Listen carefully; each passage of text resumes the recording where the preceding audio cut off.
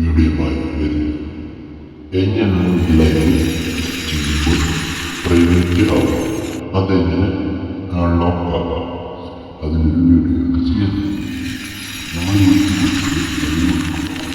Live കൊടുത്തു കഴിഞ്ഞാൽ അതിൻ്റെ അവിടെ പ്രൈവറ്റ് കാണും.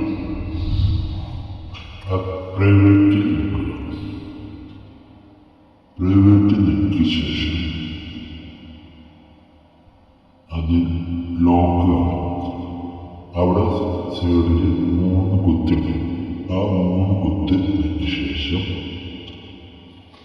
നേരെ വൈസുടിയിൽ ആ വൈസുടിയിൽ സെറ്റിംഗ്സ് വൈസുടി അതിൽ പോകുക. അതിൽ പോയ ശേഷം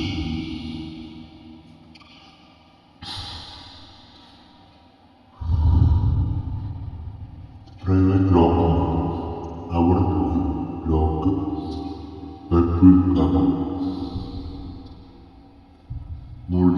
അതിനുശേഷം താഴെ പോയി ചാനൽ പ്രൊമോട്ട് അത് യെസ് നോക്കുക.